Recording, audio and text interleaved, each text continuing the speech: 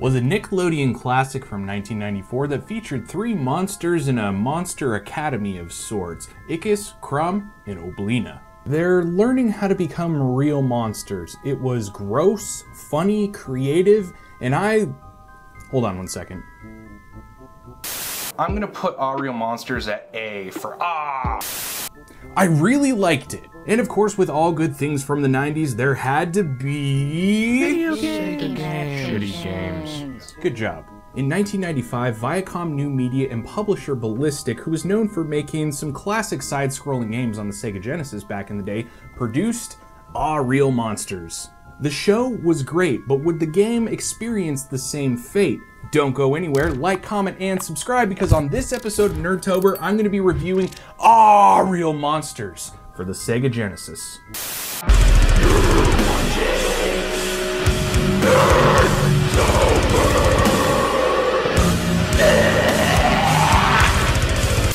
Now, as far as the storyline goes for this game, it's basically the same thing as the show. Aaahh, Crumb, and Oblina are at some monster school, university, and they have to do their midterm exams in order to get a passing grade to graduate and become real monsters. The gameplay is very similar to a typical side-scroller of the era, but there's one mechanic in this game that separates it from the other games of the era, in my opinion, and that is you can play as all 3 monsters. Each character by themselves plays more or less the same. There's subtle differences, but not enough to really make you want to play one or the other. Where the uniqueness comes in is their special ability. By pressing up and A on the controller will allow you to execute that skill, and it's kind of mandatory because there's obstacles in the game that you can only reach by doing said skill. Aaahh is able to be thrown a long distance. Crumb can use his eyeball to see distant areas of the level, and Oblina can climb on her friends to reach higher platforms. There's a total of 6 different levels in this game, but there are more levels because you always have to go back to the city dump, which is your starting location. That's where the monsters live.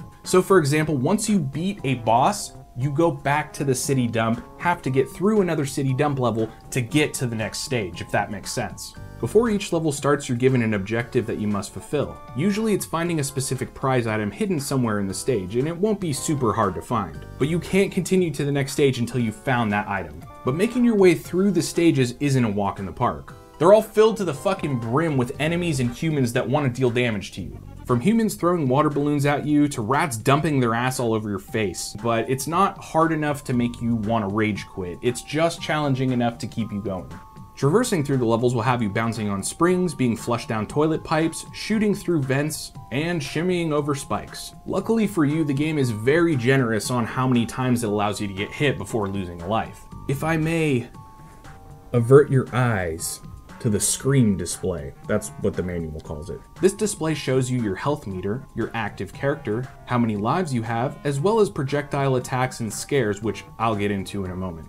Finding garbage and trash bags throughout the level will give your normal attacks more potency, making it easier to kill enemies. Finding a shit-filled diaper will give you invincibility for a short time. Grabbing monster manuals will give you an additional scare attack.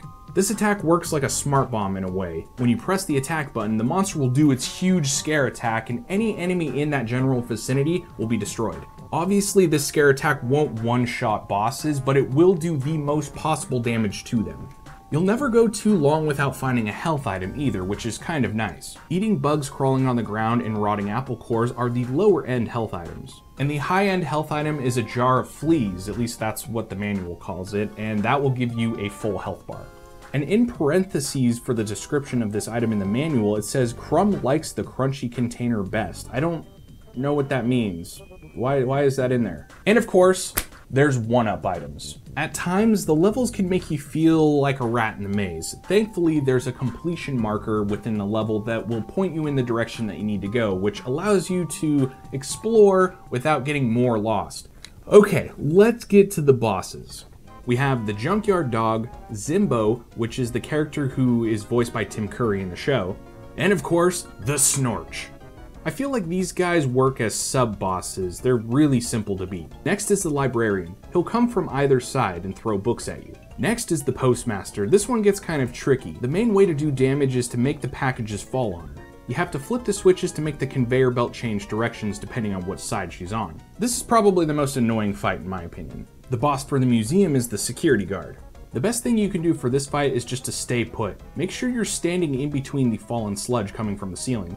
The guard will inch closer and closer to you while throwing stuff. Just jump, throw before he gets to you. The next boss is the karate mom. But don't laugh just yet. If you're not quick enough, she'll stomp the fuck out of you. But it's the same thing here. Dodge her attacks and throw trash at her. And last but not least is the monster hunter. For this one, you have to constantly turn on and off the lights to make him change his glasses. When this happens, you want to attack him.